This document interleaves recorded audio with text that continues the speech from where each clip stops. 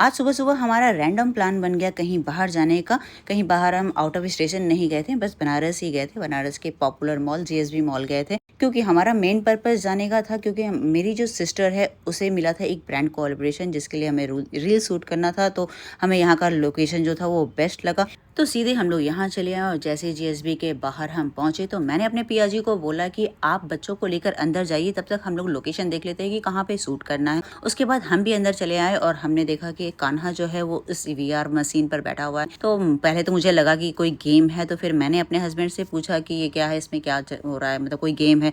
तो उन्होंने बताया कि नहीं, ये वीआर है, वर्चुअल रियलिटी। इसमें जो भी सीन्स वगैरह दिखाई देंगे वो बिल्कुल रियल लगेगा, आपको फील होगा कि आप वहाँ पे प्रेजेंट हो। और फिर कान्हा ने भी अपने एक्सपीरियंस को शेयर किया कि उसने वो क्या फील कर रहा था। और फिर उसी बीच गौरी को मिल गई उसकी फ्रेंड, तो उसने अपने फ्रेंड को ज़्यादा टाइम नहीं दिया, बस फ्यू मिनट्स दिए, क्योंकि वो भी अपनी फैमिली के साथ थी और गौरी भी अपनी फैमिली के साथ थी, तो दोनों ने एक दूसरे को टाइम नहीं दिया। और उसके बाद मेरे अव्यू को बैठना था इस वीआर मशीन पे, बट वो उसके लिए नहीं था, लेकिन उसे जो चाहिए था हमें पता है कि वो कहाँ पे मिलेगी। तो हम सबसे पहले चले गए फर्स्ट फ्लोर पे।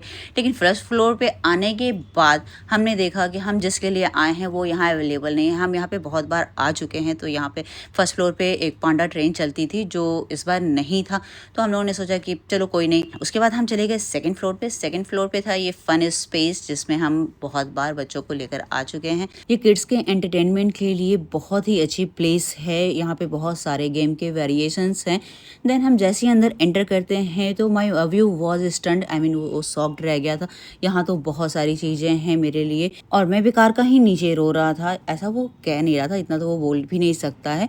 उसके फेशियल एक्सप्रेशन से लग रहा था कि हाँ, यहाँ पे उसके लिए बहुत सी की चीज़ें हैं और मैं बेकार का ही नीचे टाइम वेस्ट कर रहा था रोने में। और फिर मैं जब तक अव्यू के लिए गेम चूज़ कर रही थी कि अव्यू के अकॉर्डिंग कौन सा गेम सही है जिसको वो इजीली कर सकता है, तब तक मेरे पिया जी चले गए थे कार्ड इशू कराने। कार्ड आई मीन आप जब पेमेंट करोगे तो आपके सारे पेमेंट्स को वो कार्ड में ट्रांसफ़र करके आपको प्रोवाइड करते हैं। आपको जो भी गेम प्ले करना है आप उस कार्ड को यूज करो और उसके सारे चार्जेस जो हैं वो डिडक्ट हो जाएंगे ऑटोमेटिक। एंड कान्हा गौरी पहले से ही अपने फेवरेट गेम के पास आकर खड़े हो चुके थे। टेबल सॉकर्स इन दोनों को बहुत ज़्यादा पसंद है। ये इन लोगों का यहाँ का फेवरेट गेम है। मैं जब भी इन्हें यहाँ लेकर आती हूँ तो सबसे पहले ये इस गेम को प्ले करते हैं, देन उसके बाद ही कोई और गेम चूज करते हैं। और कान्हा तो इस गेम में एक्सपर्ट है और गौरी कभी भी कान्हा से नहीं जीतती, वो हमेशा ही हार जाती है। एंड अव्यू के लिए हमें मिला फिर से वही गेम जो हर बार होता है। लास्ट टाइम भी जब हम आए थे तो यही गेम था।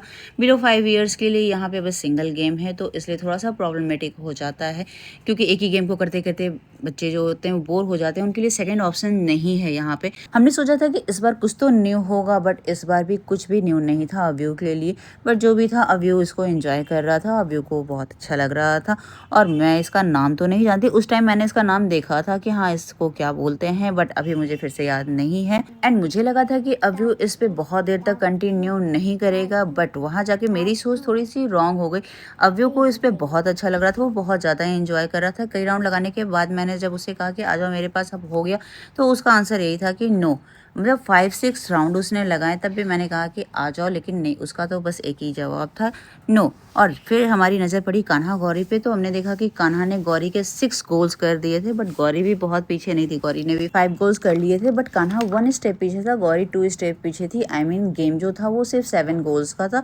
जो भी पहले 7 गोल्स कंप्लीट करता वो विनर हो जाता। बस हमें ये देखना था कि विनर कौन होता है। और जब तक ये दोनों अपने इस गेम को कंप्लीट करते, मैंने सोचा एक बार चलती हूँ, फिर से ट्राई करती हूँ अव्यू को इस पे से उतारने के लिए, क्योंकि और भी बच्चे थे वहाँ पे जो वो वेट कर रहे थे फ्री होने का, बट अभी उस पे से नीचे नहीं आ रहा था। तब तक जब तक मैं अव्यू के पास आई, तब तक कान्हा फ्यू सेकेंड्स में आ गया कि मैं विनर हो गया।